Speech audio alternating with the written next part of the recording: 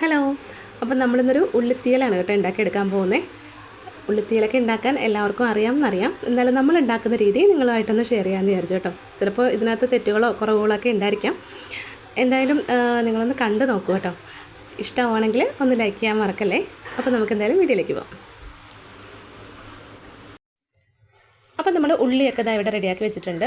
കുറച്ച് നമ്മൾ ഇതേപോലെ മുറിച്ച് വെച്ചിട്ടുണ്ട്. പിന്നെ കുറച്ച് നമ്മൾ മുറിക്കാതെ മുഴുവനായിട്ടും വെക്കണം. പിന്നെ ഒരു പച്ചമുളക് എടുത്തിട്ടുണ്ട്. അരമുറി തേങ്ങ നമ്മൾ ചിരകി വെച്ചിട്ടുണ്ട്. പിന്നെ ഒരു നെല്ലിക്ക വലിപ്പത്തിലുള്ള വാളംപുളിയും വെള്ളത്തിലിട്ട് വെച്ചിട്ടുണ്ട്. ഇനി നമുക്കൊരു പാൻ എടുക്കാം. അതിലേക്ക് 1/2 സ്പൂൺ ഉലുവയാണ് നമ്മൾ ചേർത്ത് കൊടുത്തത്.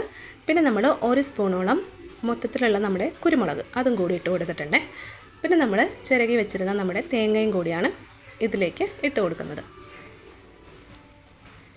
ഇനി നമ്മളിതിലേക്ക് ഒരു 4 ചെറിയ ഉള്ളി കൂടി ഇട്ട് കൊടുത്തിട്ട് നന്നായിട്ടൊന്ന് നമ്മൾ വറുത്തെടുക്കണം. ഒരു ബ്രൗൺ കളർ ആകുന്നത് വരെ നമ്മളിത് വറുത്തെടുക്കണം. നമ്മളിതിലേക്ക് എണ്ണയൊന്നും ചേർത്ത് കൊടുത്തിട്ടില്ല. എണ്ണയൊന്നും ചേർക്കാണ്ടാണ് നമ്മൾ ഈ തേങ്ങ വറുത്തെടുക്കുന്നത്.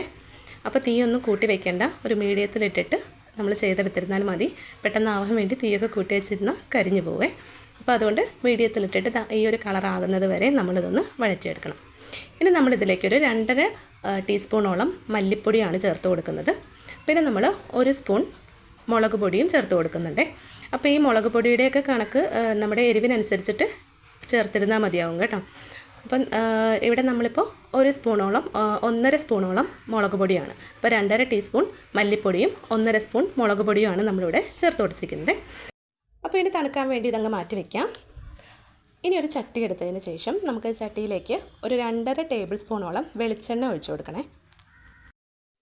അപ്പോൾ എണ്ണ ഒന്ന് നന്നായിട്ട് ചൂടായി വരുമ്പോഴത്തേക്കും നമുക്കിതിലേക്ക് 1 ടീസ്പൂൺ കടുക് ഇട്ട് കൊടുക്കാമേ. അപ്പോൾ കടുക് നല്ലതുപോലെ പൊട്ടി വരുമ്പോൾ നമുക്കിതിലേക്ക് 2 വറ്റൽ മുളക് കൂടി ഒന്ന് മുറിച്ചിട്ട് കൊടുക്കാം. ഇനി നമുക്കിതിലേക്ക് നമ്മൾ എടുത്ത് വെച്ചിരുന്ന ചെറിയ ഉള്ളിയും പച്ചമുളകൊക്കെ ഉണ്ടല്ലോ, അത് നമുക്കിതിലേക്ക് അങ്ങ് ഇട്ട് കൊടുക്കാമേ.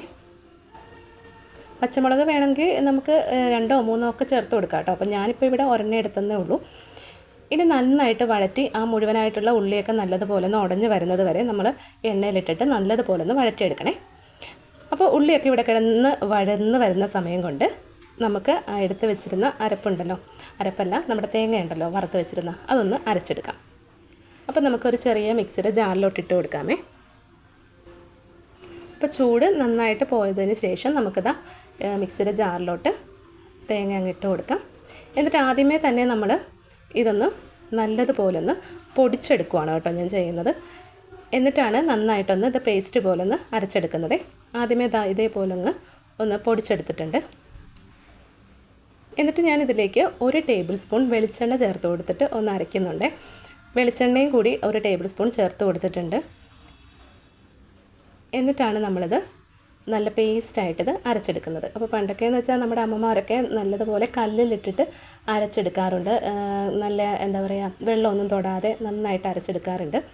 അപ്പോൾ ഞാൻ കുറച്ച് വെള്ളം ചേർത്തിട്ടാണ് ഇത് അരച്ചെടുത്തിരിക്കുന്നത്. അപ്പോൾ ഈ ഒരു രീതിയിൽ വേണം നമുക്ക് അരപ്പ് കിട്ടാൻ വേണ്ടിയിട്ട്. നല്ല പേസ്റ്റ് പോലെ നമ്മളിത് അരച്ചെടുക്കണം കേട്ടോ. അപ്പോൾ നമ്മുടെ അരപ്പൊക്കെ ഇവിടെ റെഡിയായി വന്നിട്ടുണ്ട്. അപ്പോൾ ആ സമയം കൊണ്ട് തന്നെ നമ്മുടെ ചെറിയ ഉള്ളിയൊക്കെ നല്ലതുപോലെ വഴന്നും വന്നിട്ടുണ്ട്, നല്ല വെന്ത് ഉടഞ്ഞൊക്കെ വന്നിട്ടുണ്ട്. ഇനി നമുക്കിതിലേക്ക് നമ്മൾ എടുത്ത് വെച്ചിരുന്ന വാളംപുളി ഉണ്ടല്ലോ, ആ പുളിയുടെ വെള്ളം ഇതിലേക്ക് അങ്ങ് ഒഴിച്ചു കൊടുക്കാം. പിന്നെ നമുക്കിതിലേക്ക് ഒരു 2 തണ്ട് കറിവേപ്പില കൂടി ഒന്ന് ഇട്ട് കൊടുക്കാമേ. പിന്നെ നമ്മൾ ഇതിലേക്ക് ഇതുവരെ ഉപ്പ് ചേർത്ത് കൊടുത്തിട്ടില്ലേ, അപ്പോൾ നമുക്ക് ഈ സമയത്ത് ഉപ്പും കൂടി ചേർത്ത് കൊടുക്കാം. അപ്പോൾ നമ്മളിതിലേക്ക് കല്ലുപ്പാണ് കേട്ടോ ചേർത്ത് കൊടുത്തത്.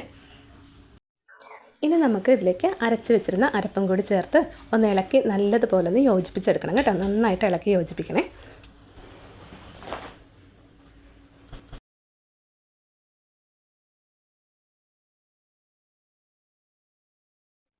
ഇനി നമ്മൾ തേങ്ങ അരച്ച മിക്സിയുടെ ജാറുണ്ടല്ലോ, അതിലേക്ക് ഒരു 1/4 കപ്പ് വെള്ളം ഒഴിച്ചിട്ട് നമുക്ക് ഇതിലേക്ക് അങ്ങ് ഒഴിച്ചു കൊടുക്കാമേ. എന്നിട്ട് കുറഞ്ഞ തീയിലിട്ടിട്ട് നന്നായിട്ടൊന്ന് തിളപ്പിച്ചെടുക്കാം. എണ്ണ തെളിയുന്നത് വരെ നല്ലതുപോലെ ഒന്ന് തിളപ്പിച്ചെടുക്കണേ. അപ്പോൾ നന്നായിട്ട് തിളച്ച് എണ്ണയൊക്കെ ഒന്ന് തെളിഞ്ഞ് വരുന്ന സമയത്ത് നമുക്കിതിലേക്ക് ഒരു 1/2 ടീസ്പൂൺ നമ്മുടെ ശർക്കര ഉണ്ടല്ലോ, അത് കൂടി ഒന്ന് ചേർത്ത് കൊടുക്കാവേ. ശർക്കര ഒന്ന് പൊടിച്ചിട്ട് നമുക്കിതിലേക്ക് അങ്ങ് ഇട്ട് കൊടുക്കാം.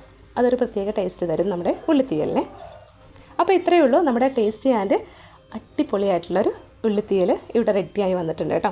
അപ്പോൾ നല്ല സൂപ്പർ ടേസ്റ്റിയാണ് ഈ ഒരു ഉള്ളിത്തീയലിന്. നിങ്ങൾ എന്തായാലും ഒന്ന് ട്രൈ ചെയ്ത് നോക്കണം. അപ്പോൾ ഇതാ നമ്മൾ സ്റ്റൗവിൽ നിന്നൊക്കെ എടുത്തു. ഒന്ന് തണുത്തൊക്കെ വന്നപ്പോഴത്തേക്കും നമ്മുടെ ഉള്ളിത്തീയൽ ഇതാ ഇങ്ങനെ ഉണ്ടാവുക.